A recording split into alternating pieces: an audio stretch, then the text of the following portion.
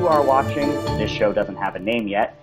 We're going to be playing a game of Tianxia from Vigilance Press using the pre-generated characters taken from the back of the book and the adventure menu for randomly generating a night of fun. I'm going to toss it over to my players so that they can introduce themselves. Adam? Hi, I'm Adam Saad. I play lots of role-playing games, Dungeons & Dragons, or anything that Alfred throws at my face. Overall, I seem to enjoy most of them, and I hope to enjoy this one as well. Crystal? Hi, I'm Crystal. Alfred has been throwing games at my face pretty consistently since 2012. A lot of Fate, a lot of Powered by the Apocalypse, but like, if Alfred's running it, I'm down for whatever. All right, cool. Ryan? Hi, I'm Ryan Boland. In this game, I'm playing Han Dragon Dog Ping, or as I've so cleverly named her, Not Toph. I am relatively new to role-playing. Alfred threw something at my face while we were in college, and I've been kind of hooked ever since. Cool, cool. Sarah? Hi, I'm Sarah. I've been playing role-play games since I was in high school, so like, I don't know, 9-10 years, and Alfred was the first person who ever threw a game at my face that wasn't Fate, and now I'm going to play this Fate game with Alfred, so, you know, things come full circle, so that's great. Awesome, awesome. All right, so I'm kind of detecting that actually we need to just be Alfred's Angels. That is actually the name of our show, clearly. And each session starts with all of us going, "Good morning, Alfred." Yes, That's our sign-on. No, I love that. That's great. That sound, brave viewer, is the rush hour train going past Sarah's apartment. CTA, man, it's so reliable every 4 minutes, both ways, for an hour and a half. And you know what? We're going to do our best. We're just going to power through that. We're not going to worry too much about it, because honestly, drawing attention to it's the worst thing we could do. So we're just going to take it from here. I'm Alfred. I didn't actually say that whenever I introduced the show. And like I said, we're going to play Tianxia. Ryan is playing Dragon Dog. Smiling Ox is being played by Sarah. Adam's got hands on Sister Chuntao. And Crystal is going to be playing Detective D. And teaching session of the players here, 2 of them have never played Fate before. So it's going to be very exciting. We're going to do some small training wheels type stuff to start. So this might be interesting if you've never played Fate or you just want to see Fate played live. I'm going to do my best not to screw up the rules. And we'll take it from there. So our noble band of martial our wuxia heroes, we join you, let's say, in the city of Baojiang, which is the largest city and capital of the western province, Jiangzhou. Like all good adventurers, you know, got to start it in the best possible place. You guys are at a rowdy tavern, all right? Not a classy tea house, because have you ever seen Smiling Ox? I doubt he goes to tea houses. Never set foot in a tea house. Up there is just not strong enough. Need something better. So we join the 4 of you. Sister Chuntao, let's ask you, as you are a nice, respectable Buddhist monk, what brings you to this rowdy drinking hole on this fine afternoon? Sister Juntao, before she actually started her path as a monk, was actually kind of on the streets for a lot of time. And so she actually has a lot of contacts on the streets. And so she knows that this rowdy kind of tavern has some good contacts. And she's been trying to hunt down these bandits who have been terrorizing a local area. And so she's come here to seek information. Awesome. That's fantastic. I love that. Yeah, so she's here. She's trying to get some information, all right? And so she's probably doing her best to schmooze with the working class that frequent this place. Mm-hmm. And I imagine it might be a little bit hard for Sister Chuntao, considering that she is now a Buddhist nun. Somewhat, except she, her constant companion, her monkey, whose name is Sun, right? Is partnered with her, and so she's kind of been playing some kind of weird gambling game with some people. The rules of it aren't very understandable to anybody who's not familiar with them, nor are they 100% understandable to those who actually are familiar with it. And a couple drinks in. Yeah. And so that's how she's kind of schmoozing around, is kind of in that. Perfect. Yeah. No, she's playing some kind of game with the people at this tavern, and I'm sure at least one person was like, "Oh, a nun. Okay, that'll be entertaining. She'll lose really quick." And have you been keeping up perfectly with the other players? Yeah, with a little bit of sleight of hand aided by my pet monkey. The most honest gambling nun you'll ever meet. She's not doing anything. It's the monkey. Cool. Awesome. All right, cool. So you're doing that. All right. So you're off to one side, we'll say, of the tavern. You're doing that. Dragon Dog Ping. I imagine you are. I imagine that you might be a bit young to be hanging out in such a place unattended. Well, I was sent on this quest by my master, and he told me to go and learn something useful and then come back. And so I asked around, and this weird guy in the street told me to come here if I wanted to learn something useful. And so I came, but everybody seems to be really drunk. You just took that at face value, didn't you? I don't really know why he sent me here. I'm having a good time. That's fantastic. So what are the odds that, being sent here to learn something, you've just gone ahead and attached yourself to Smiling Ox? 100%. This completely happened. I feel like Smiling Ox is very much Ping's speed. Oh yeah. I found the biggest person in here who was having the most fun and was the friendliest, and went up to him and started having drinks. Awesome. That's fantastic. Smiling Ox, did you try to stop this this teenager from keeping up with you drinking? I mean, I might have sort of squinted down at her for a second, the question, how old are you, was probably asked, but the answer was not that important in the grand scheme of things. I just got really offended. I'm old enough. I was like, okay, sure, that's fine. Ox was just doing his due diligence. He asked. It's true. If he shows up, Ox can be like, look, I asked. It's true. And first drink was on Smiling Ox, so, and probably the second and the he's not counting.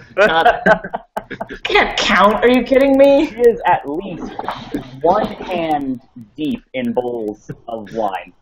It's at least, and it's a big hand. Fantastic. Cool. Yeah. No. So you and Ping, you guys are drinking. We are best friends forever now. This might change in an hour, but for now. For now, best friend. Yeah, absolutely. There's many more bowls. Not that there's anything's wrong with Ox, because you're going to find out, Ox, that Ping is actually a really mean drunk. That's what's going to happen. Very violent. All right. It's mean when they drink. That's some bullshit.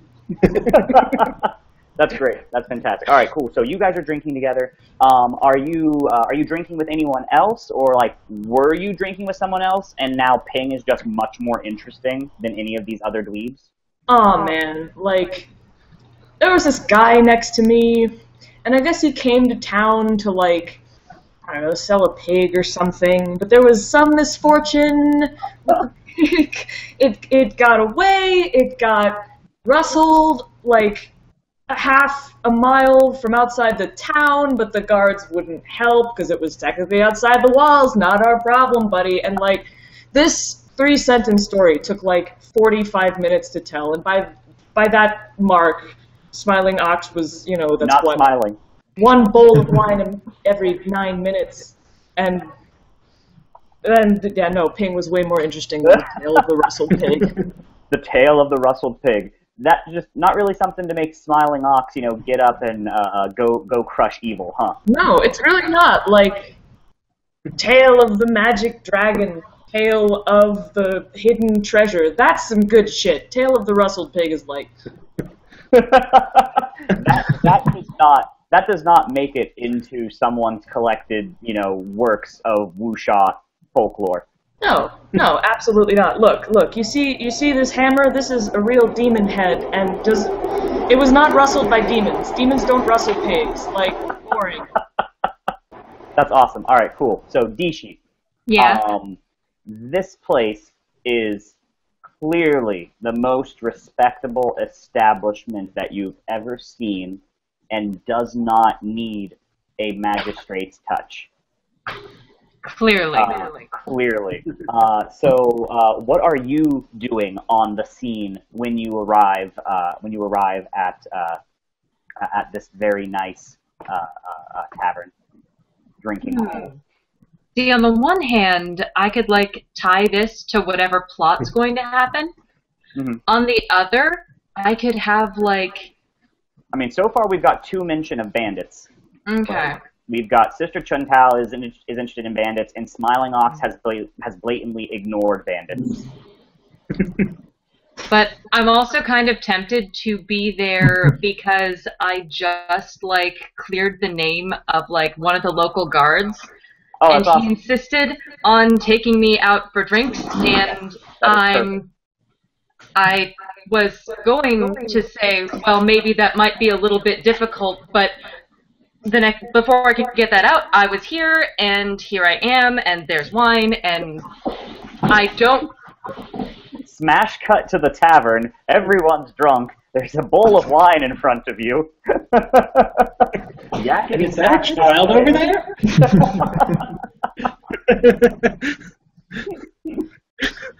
No, that's So I'm here because I've lost control of my life for the past, like, hour. That's great. If only there were some way to get your life back on track. But, like, only the past hour, right? Like, this is the first hour of your life. The first hour of my life I haven't been in complete control of. That's a lie. Poor Dishi. Poor Detective Dishi. It's so rough being that awkward, gangly guy.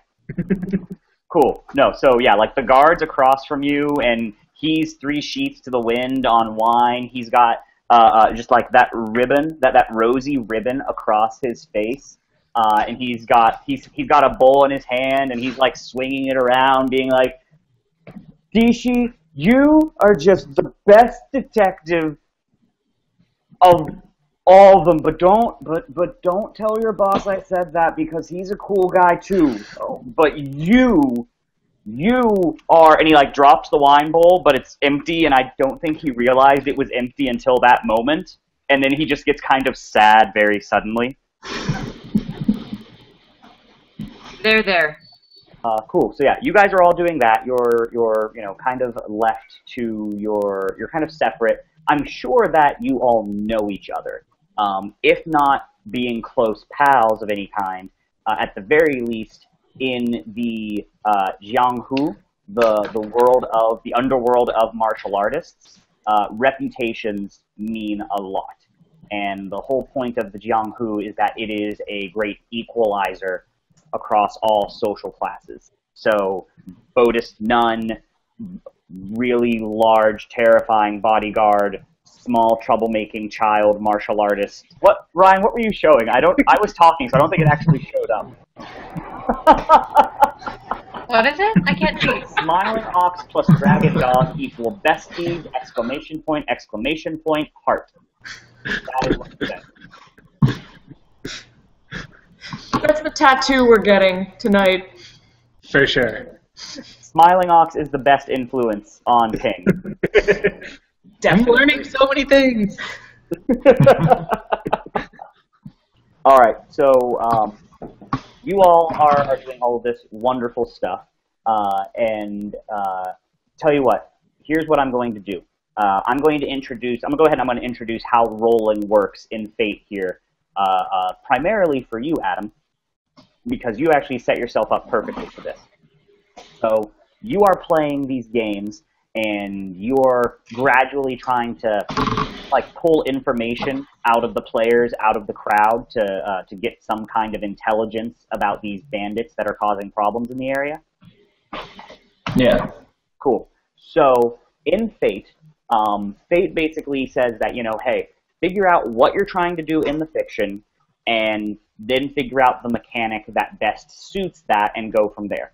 So fictionally, you're trying to get intel. You're playing this game some kind of dice game or some kind of stone moving game, some kind of game like that. If you do well on this roll, you'll get some kind of intelligence about bandits, and if you don't, then something's going to go wrong. And we have to ask ourselves, okay, are you just getting through an obstacle that's in front of you? If so, then we'd make an overcome roll. If you're trying to create something that you can take advantage of later, some kind of beneficial circumstance, we call that create advantage. If you're trying to harm someone, that's an attack, and if you're protecting yourself, then that is defending. It's obviously not attacking and defending, and it's not even so much that there's a thing in your way barring your progress. So it's not even overcome. I think it's just create an advantage, and if you do well, you get intel, and that's going to benefit your roles in the future. Yeah. Okay, cool. So basically the way we do this is your character sheet lists your various stats, your various skills, and it's got your aspects on it. And we need to figure out which of your skills maps best to my monkey is cheating at dice, and you guys will like me enough to tell me what I want to know. Well, okay, so my character has a stunt, which is called Monkey Business, which gives me +2 bonus to pilfer small objects. Okay. That is completely legit. What I will also do is I will point you towards Child of the Streets immediately above that, which says you can use burglary, which is like the stealing pickpocket skill, in place of rapport, which is the making people like you skill, as long as you're dealing with urchins, beggars, and thieves. And I feel like that probably applies to the group of people that you're hanging out with at the moment, right? Sure. So I think what we're looking at is both of your skills might apply here. I think we're going to see that you can use burglary to get these people to talk to you, and since Sun is specifically helping you cheat, you get the +2 from Sun helping you cheat while doing this. I approve of that. Dovetailing those stunts, man, bringing them together, making them work. Your burglary rating I saw was +2. Is that correct? That is correct. All right, and then you get another +2 from the monkey business stunt, right? Yes. All right, so you're already sitting at a +4. So what you do is, if you go over to your dice stream panel on the right, the fate dice, it's the thing that looks like a D6 with a plus on it. Go ahead and hit that plus 4 times, because you roll 4 of those dice in fate. Okay. And once you've done that, go ahead and hit the roll button. There it goes. All right, cool. So each of those symbols goes ahead and it counts as 1. The pluses are +1, the minuses are -1, and the blanks are zeros. So right now, that is a +1 on your roll.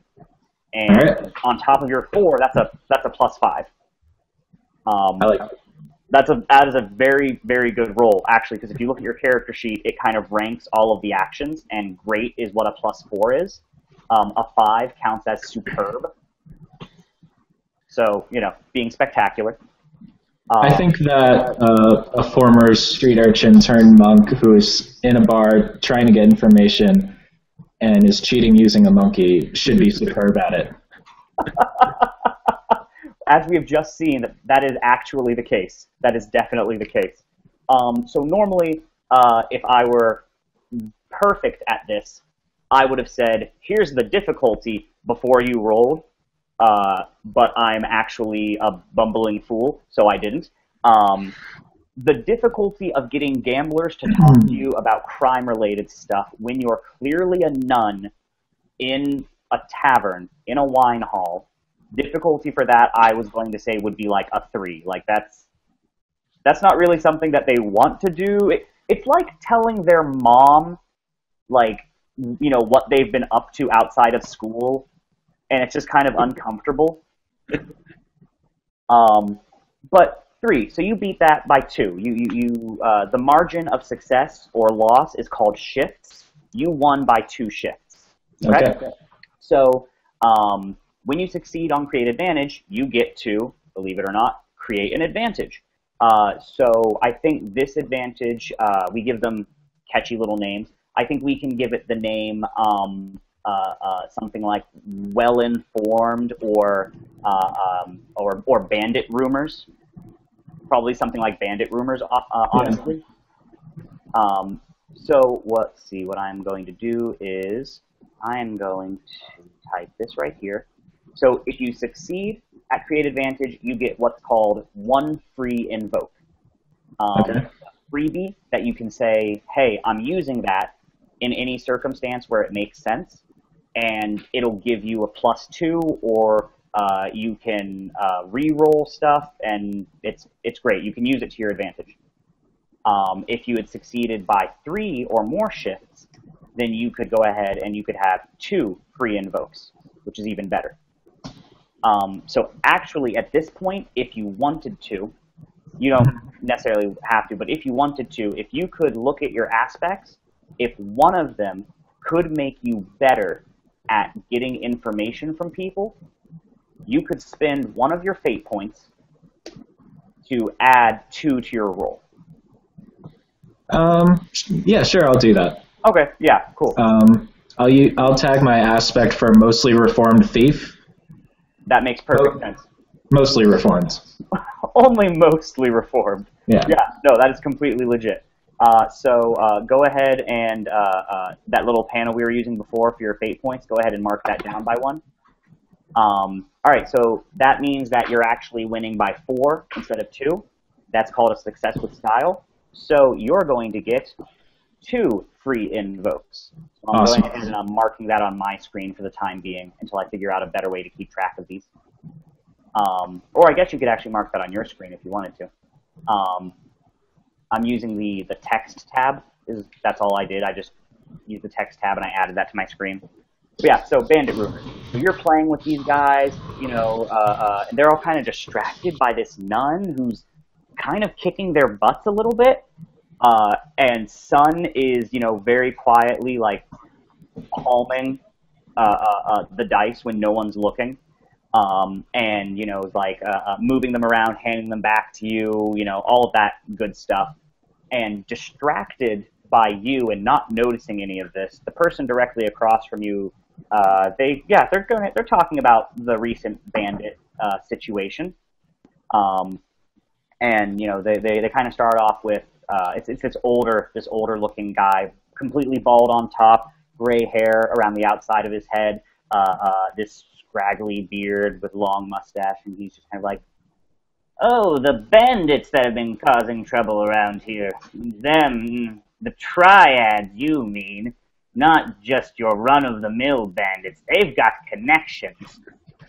They say around these parts they're led by a fellow by the name of, and he pauses and he looks, very carefully over his shoulders, like they could, Because honestly, triads could be anywhere. And as he says this, I'm kind of like this, and then right beside me, the monkey also is just... Yes, perfect. Just like leaning in. Yeah. And he's probably a little bit safe because this is a rather run-down kind of tavern. The triad most likely are not here. They're probably in like the good wine hall, up the street. But so he looks over his shoulders and he comes back and he's like, "They say that around here, the fellow who runs the gangs is Six-Sword Xiang. He's a frightful fellow to mess with, they say. Whew. No one that a holy woman like yourself should contend with, if I may say." He seems very worried about the idea that you have any interest in the bandits. Partly because you're a holy woman, partly because I also get the impression that Chun Tao is also not much older than Ping, honestly. She's not much older, but she kind of just is very cheerful, though, and I think that often has people kids. Sticking your noses in crimes. Yeah. Getting wrapped up in tomfoolery and shenanigans. The good sister doesn't look like a 12-year-old. Unlike some people in this bar. Speaking of, here, have another drink. Okay. All right, Adam, I see that you added bandit rumors to your screen, so I'm actually going to go ahead and take it off my screen. Cool. I high-five my monkey. What's that? You high-five your monkey? Yeah. Awesome. I mean, that's just the right thing to do. I mean, Sun was there. Sun helped you out. Yeah, it's superb. Yeah. Cool. All right. Yeah. So you're getting those rumors spilled to you about Six-Sword Xiang, and I bet Detective Bishi. I bet that you're close enough to this and probably awkward enough about this drinking party you've been dragged out to that you're very interested in these rumors of banditry. Yeah. And these stories about the local... Like, yep. He said the word triad, and I was like... It's like you were a pet, and someone shook your bowl, and just ears pricked up, and oh, what? Kind of like that. Yeah. All right. Cool. Excellent.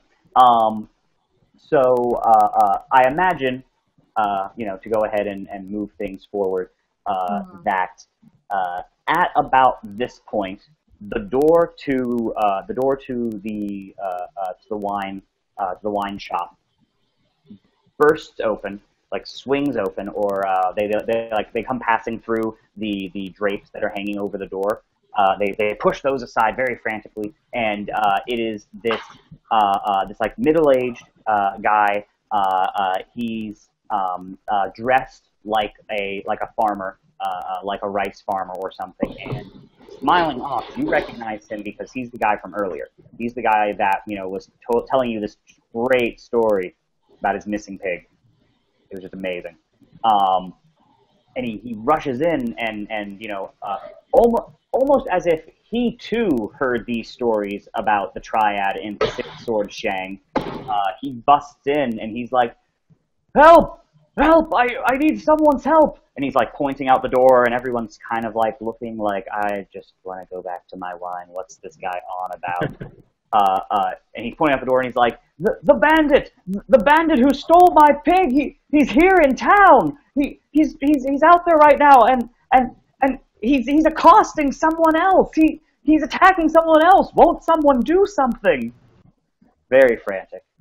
All right, now this is more exciting than the pig, because this is happening right now, in hammering distance. And as someone who is both an expert in hammering and hammered, Smiling Ox is going to stand up like, "What seems to be the trouble?"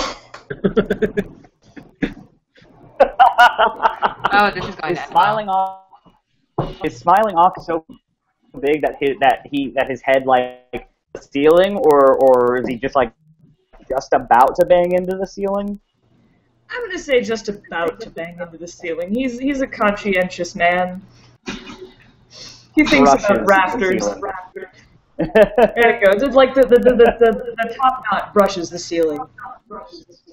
Basically, the guy and is like, no, I don't want your help. I complained more about a very real and serious missing pig problem, and you didn't care. And instead, like, spots Dishi and is like, yes, here we go. What? A court.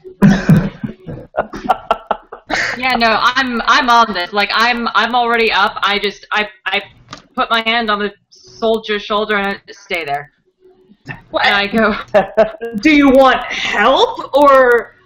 So yeah, you make your way over there, and you're like, what seems to be the trouble? And Ox, even though he is the man who very much dominates this space, given his size, the man ignores Ox, focuses completely on you, Bishi, and he just says, the man who stole my pig not 2 hours ago is here in Baojiang, and I saw him right down the street accosting a fellow, harassing this very kindly looking man. can you describe him for me? Who? Are you asking about the guy doing the attack or the guy being harassed? The guy doing the attack, and I'll totally clarify that in character if there's like a moment of confusion. Yeah, like you say that and the guy's kind of like, I named 2 people. Cool, yeah, so you clarify. No, the attacker. He was this rapscallion of a man, and he... What did he look like? You're going to think it's the most foolish thing, but I swear, the man was wearing 6 swords. 6 swords? Like some kind of damn fool. He can't possibly use all of those swords. Right, yeah, like that's exactly... Kind of an asshole has 6 swords. Right, no, exactly. There's only one asshole in this town who wears 6 swords all the time. Dishi knows that one asshole.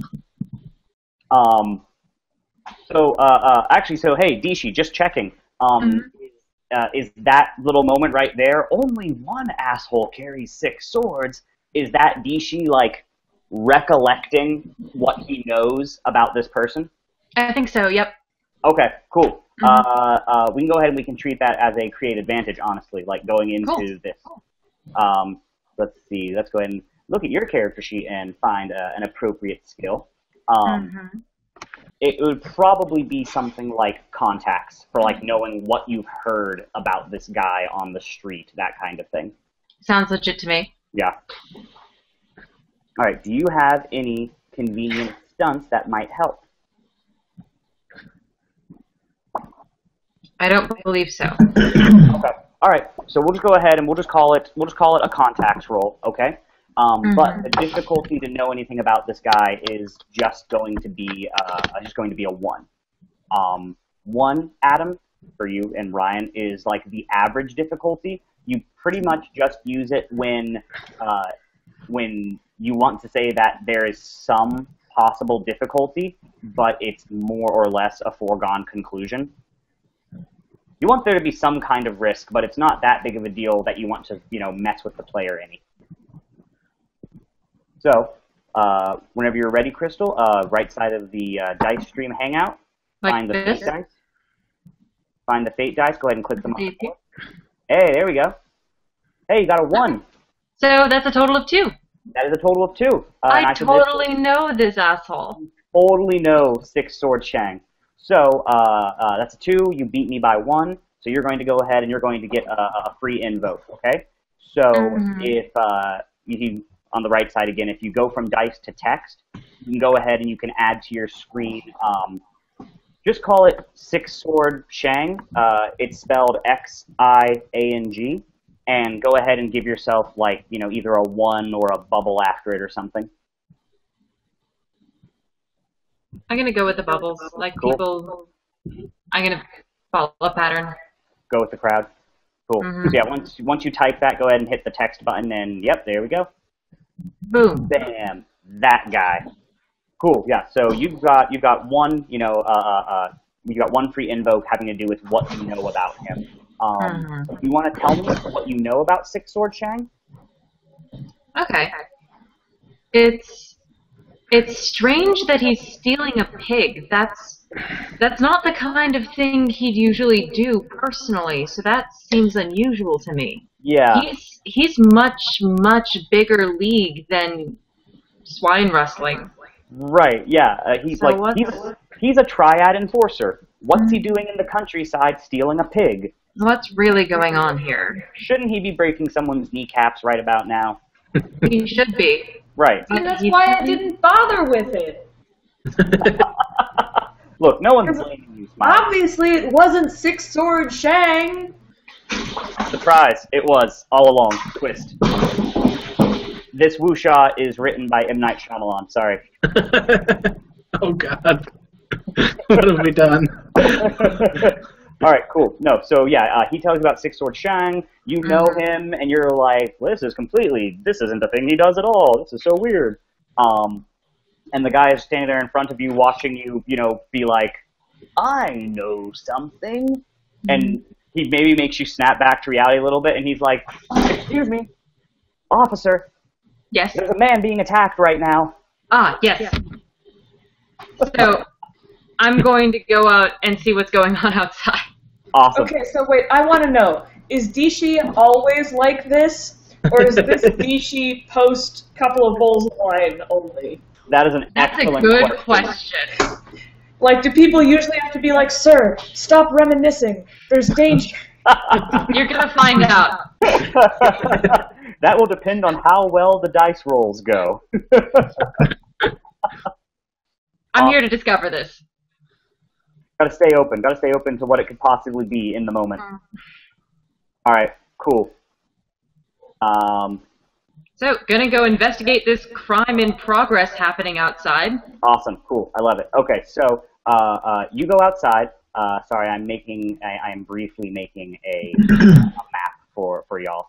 Yes, you go outside of the wine shop, and you step outside, and it becomes clear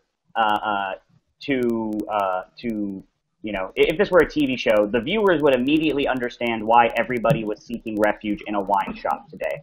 The sun is beating down. You're in one of the parts of Baojiang where the road hasn't been paved with stone, so it's all dirt. Baojiang is on the border of the desert, so it's already just dirt and sand as far as you can see at any given time. It looks very much like a Western, and the sun is beating down. There's not a cloud in the sky, and the air is just choked with dirt that's being stirred up by the occasional breeze. And yeah, it is weather that no one wants to be outside in, and it is weather that Sarah does not want to have in her apartment. How's that method acting?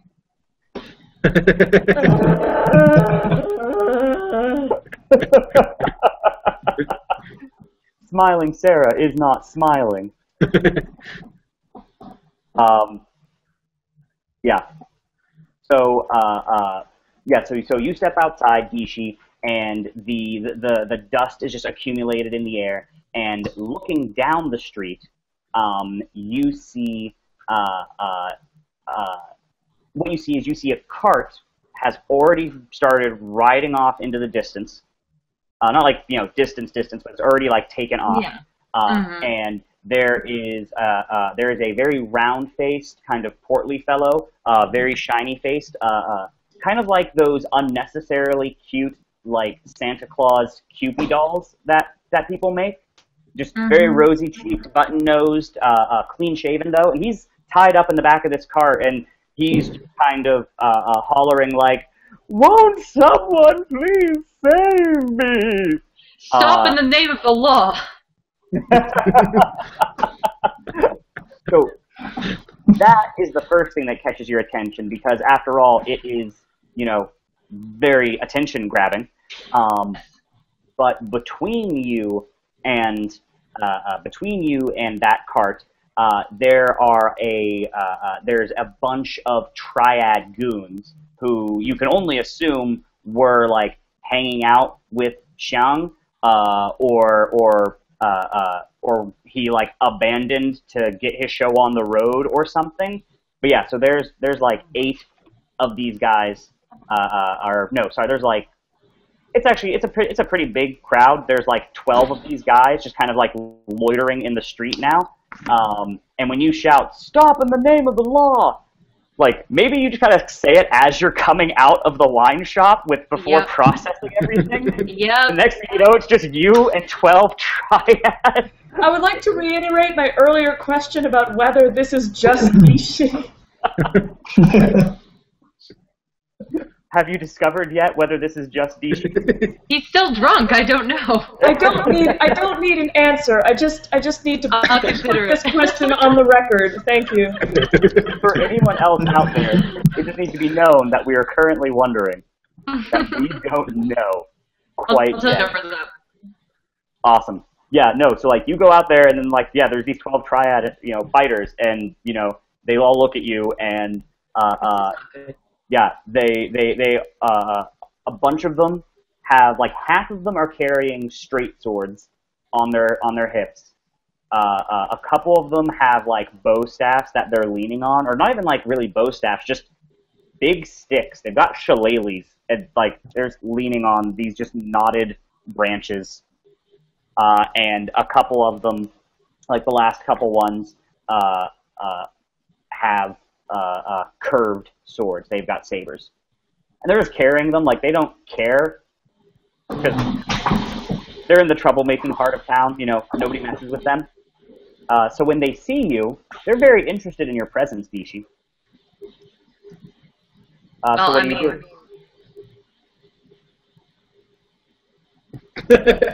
I walk forward, and I do the, excuse me, I don't have any business with you, please let me through, excuse me, coming through, like moving quickly, giving, like, I'm not like running. Yeah. It's more casual than that, but I'm giving them as little of a chance to stop me as I possibly can. Maybe if I just walk very quickly and just don't take no for an answer, they'll let me through. Maybe then everything will be fine. Maybe everything will be fine. Maybe it will all be okay. Yeah, no, not actually. They are very quick to like close ranks and be like, oh, would you look at that? It's a copper, like that kind of thing. And they're standing at like an intersection in the road, and so they just kind of like make a big cluster of themselves between you and the cart that's rapidly receding into the distance. Now there doesn't need to be any trouble today. One of the guys who's got like his straight sword sheathed on his hip, he like steps forward into you, and he's got his shoulders all forward, and he's like a real cool guy, And he's like, actually, buddy, I think you're looking for trouble if you're coming up to us with that attitude. Not played by, for the record, but with all of the aesthetic of Chris Evans playing Lucas Lee in Scott Pilgrim. You are terribly mistaken, sir. This guy is like one step away from saying he's getting blazed in his Winnie. Like, that is who you're currently dealing with. But yeah, so he's like up in your face. And I think we're briefly going to step away from you for a moment, okay? Okay. Okay. Hey, Sister Chuntao, you were the one who was specifically looking for Six Sword Xiang, and, this guy just came in talking about some, dingus out in the road with 6 swords, like some kind of damn fool. Yeah, so I heard people talking about some jerk with 6 swords. So I decided to kind of make my way out. But outside, is there anywhere like I can sneak around unseen? Okay, cool. Here we go. So, screen share. Oh, it worked. Excellent. So, yeah, so what we're looking at is you've got the wine shop, which is crowded and rowdy as one zone. There's Crowdy. Yes, it is crowdy. There's an alley which, loops behind the wine shop, but you'll notice that it is technically one zone, and it is narrow. That's the aspect on it.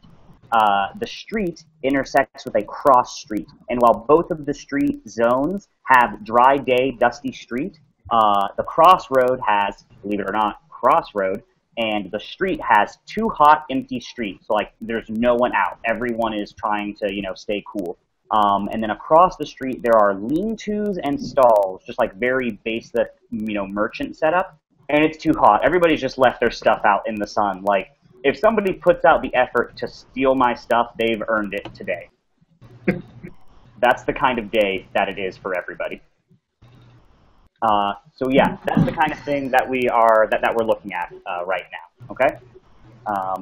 So for you guys, a big old D for Dishi. All right. Big old C for Chuntao. And while I'm at it, O for Ox, and P for Ping. Cool, so now I've got tokens for all of y'all. So, Dishi, you said that you, walked up to these guys to try and get past them. Mm-hmm.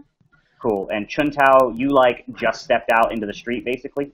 Yeah. All right, cool. Well, I mean, you could be in the street, you could be, standing in, the doorway of the wine shop. No, I think I'm gonna be in the street, and slightly kind of at that intersection between the main street and the crossroads. Okay. Cool, kind of a little bit off to the side, but in a ready position. Absolutely. Yeah. No. Absolutely. So the zones are primarily an abstraction. So it really the token just means you're somewhere in that zone. So, you could be near the crossroad, that's where you want to be. You could be the other end if that was where you wanted to be. And mostly, those are just there so we know generally where you are. Oh, yeah, wait, hold on. With your Kung Fu Mastery rank, and so if you're at rank 1, does that mean that you can move 2 zones? That is correct, yeah. Okay. So by default, you can always move 1 zone, by default. If you have, if you are a rank 1 Kung Fu cool guy, then you can move an additional zone. Okay. Let's see. Oh yeah, look at that. Y'all's character sheets don't actually do the calculations for how fast you guys can move. Well, that's silly. Yeah, so you get 1 free movement just for existing and being a character in Fate. You get an additional movement for being a rank 1 martial artist. So all of you can move 2 zones. You get additional movement if you have good or great athletics. Hey! So, there we go. Yep, alright, so Ryan, Ping can actually move 3 zones. And So fast. Wow can move 3 zones.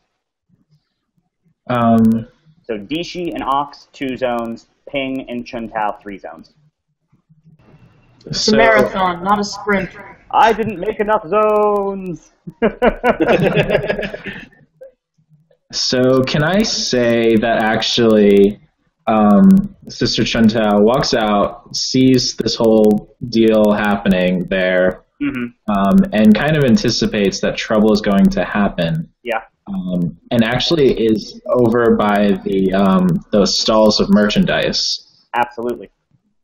And is making herself look very obscure and kind of just moseying around. Staying quote unquote out of the way.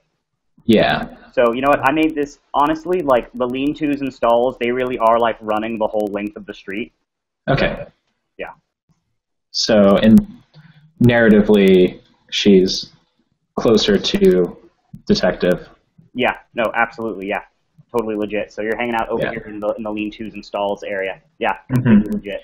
Are you trying to make yourself, unnoticed, get yourself out of anyone's, basically make yourself inconspicuous? Is that what you're trying to do? Yes, I would like to create an advantage for kind of remaining unseen. Perfect, yeah. No, that is exactly what it sounds like you're doing. Yeah, so go ahead and put together the dice for that.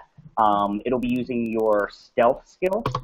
I'm actually going to ignore what you just said, and I'm going to use my chi instead, because I used my ghost monkey form of kung fu, which is ghost haunts the shadow, which allows me. Yeah. Yeah. Chi instead of stealth to create an advantage based on moving silently or remaining unseen. All right. Yeah. Just this once, I accept that you're ignoring what I said. So I just use my cheat number, which will be 4. Yep. So I would roll 4 dice. You always roll 4 dice, and you're going to whatever you get, you're going to add 4 to it. Oh, okay, got it. Sorry. No, it's totally okay. Yeah, the dice is always going to be the dice roll is always going to be 4 fate dice, and the skill is what you add to it. Ooh, that's a bit of an ugly roll right there. All right, but I add 4 to it. Yeah, so you've got a 3. All right, so here's what we're going to do, all right?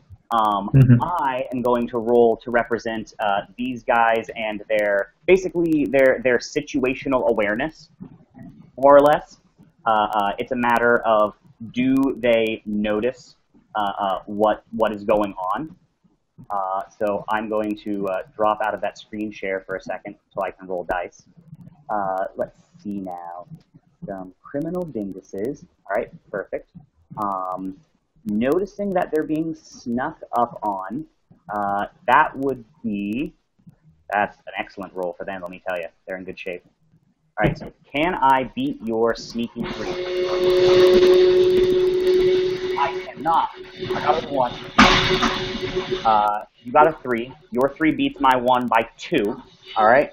So you're actually going to succeed, and you're going to make an advantage that has 1 free invoke for you. Okay. That sneaky face. Yes. The perfect advantage. Alright, yeah, no, so you are maximum sneaky face, alright? And you've gone ahead and you've made yourself unnoticed. I'm going to go ahead and give Ox and Ping the chance to let us know what they're doing as things begin to clearly heat up.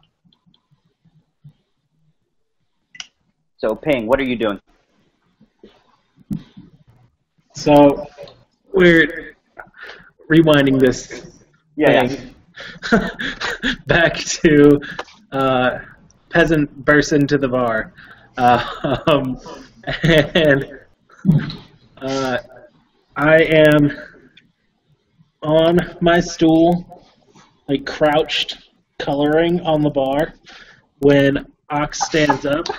Coloring on the bar. When Ox stands up, and I take notice, because who wouldn't?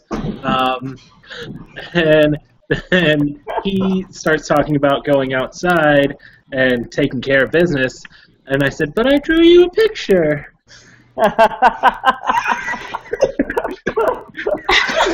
That is amazing. I have props for days. All right, take note, people who are actually just listening to this. We've got wonderful visuals, and you're completely missing out. So I noticed who came in, and I know him, don't I? I met him earlier when I was asking people where I should go to learn things. Yes. Because, you know what? It turns out that after Ox ignored him and he left, you were like, where should I go to learn things? And very sarcastically, he was like, you know what? You'll learn a lot of stuff in the wine shop. And he's like storming off down the street like people who are sassafras and rude and muckle don't help people. Pigs been stolen. So I see she rush out, and I see the sister kind of creep away. That's weird. Smiling Ox is still standing and being gigantic. And so I go over to my good friend, and what's his name again? Who? Sorry. The pig rustler, or the pig rustler. His name. No. Stolen. Say that again. Guy that got his pig stolen. The guy who got his pig stolen. He is. They call him Pig Stink Fen. Of course they do. Look, it's not Fen's fault that he farms pigs, but it is Feng's fault that he doesn't bathe as much as he should. Well, I talked to Feng for a little bit, and I try and figure out who it was that got taken, because, I mean, everybody knows everybody. Totally legit. No, that is completely legit. Okay, so he is at the door at this point, like clinging onto the door frame, looking out at what's going on out there. Basically being like, "Look, child, there are very important things happening here, and I don't have time to talk to someone like you." Like, he wants nothing to do with you, and he says, I'm sorry, little girl, but there's something very important happening here. If you would please just sit down." And then I get in a huff, and I go, "Hey, mister, sit in." I need to know what's going on so I can fix it. Okay, so here's what I'm going to do, Ryan. I'm going to introduce all of you to another mechanic from Fate, all right? Because this is the perfect time to do it, okay? So Fate, as you all know, has Fate points, which we've talked briefly about before. And you can spend them to add 2 to your roll, or you can spend them to re-roll your dice entirely and hope for a better result. You can spend Fate points if you want to declare something. Like if you've got like Chuntao is a Buddhist monk. So if Adam wanted to be like, oh, you know what? There actually is a Buddhist monastery in this district, he could spend a Fate point to make it so, because it ties into his character. So all that's well and good. But how do you get Fate points? The main way you get them, besides me spending them to hurt you like during a fight and whatnot, is I can compel you. I offer you a Fate point, I look at the aspects on your sheet, and I say, hey, you know what? We're in X situation where Y is happening, and you have aspect Z. It makes sense that such and such would happen. Which goes wrong when terrible thing. Damn your luck. That's the official Mad Lib from the rulebook. You're supposed to use that Mad Lib like it's scripture to figure out compels. So, having said all of that, Ping, I noticed that there is an adult who's not taking you seriously, and while you're doing your darndest to be a proper hero. Bastard. You got the aspect leap before you look. It makes sense that in this situation, you would just trundle right on out there and pick a fight to show this guy, who's the child here and who's not. Totally. As right? long as I can drag him out to the street with me. Yes, absolutely. Yes. You grab him by his like crossed over tunic basically thing, and you're like dragging him behind you, you know? It's like, look, buddy, I need to fix this. And you just like start dragging him out. I shout over my shoulder, Ox, we're going. Ox is like, I knew I picked the best favorite person in the world.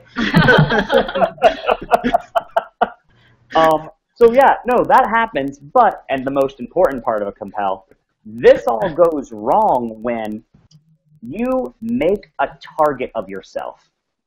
So I'm going to put an aspect on you, and that aspect is going to be big target. And just like other aspects, it's something that I'm going to be able to use against you, you know, variously, in various and sundry ways. All right? I have a question. Yeah, go for it. Does that relate in any way to my stunt interesting development? Oh, man, let me see what your stunt is. Give an opponent a free invocation on an advantage you successfully created to gain another free invocation yourself. Okay, so if you create an advantage, you can go ahead and say, hey, narrator, they're able to use this too. Okay. That's you giving me a free invocation of it.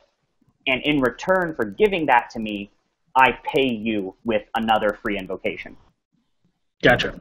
So it's like if it's for example, if you guys were running away and you found a very fast horse, you're like, oh, guys, I found a very fast horse. You could then look at me and be like, hey, narrator, you know what would be an interesting development? If there was like 3 other very fast horses. And then I would get to use very fast horses, but then you would get another free invoke of your horse. Okay. That's how that works. So no, what's happening now doesn't tie into that really at all. Because I didn't create the aspect. Correct, yeah. So Ping's a big target. I'm going to go ahead and I'm going to add that to my screen. And so that we know that it's evil, I'm going to make it not be blue. That way we know it's a bad aspect. And I go to 4, right? What's that? Instead of 3 fate points, I go to 4? Yes, yep, exactly, yeah. You go ahead and I just paid you with a fate point now. Cool. Yeah, I know, pretty sweet deal, right? All right, yeah, so Ping has gone and made a big target of herself, has just trundled right out into the crossroads where these guys are. I am all up in them.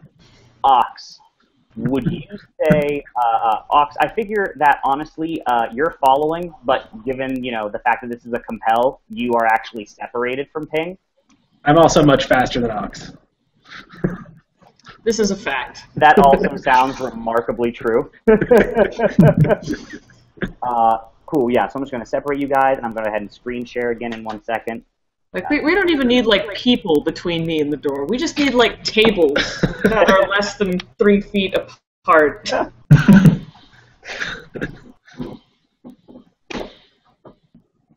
Okay, cool. So, this is the arrangement that we are looking at, all right? So, Dishi, you were just trying to, have a relatively, nice chat with these guys. Tell them politely, would you please get out of my way? That'd be really swell. And they just, they got in your face. They were very impolite about the whole thing. And then out of nowhere, you obviously, you don't notice Chuntao. Chuntao is, gone as far as anyone's concerned. The ground beneath you kind of like rattles a little bit. We see a small rock like shaking. There's like a basin that's holding like the last of yesterday's rain, and the water is doing the Jurassic Park thing. And you look over your shoulder, and it's smiling Ox. Because man knows how to make an entrance.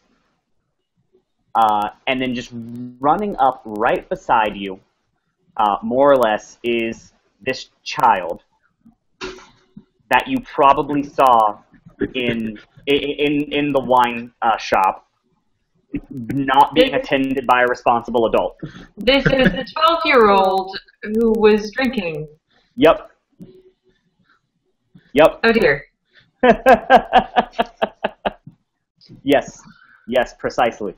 I figure what we're going to do is we're going to go ahead, we're going to have ourselves a little fight, all right?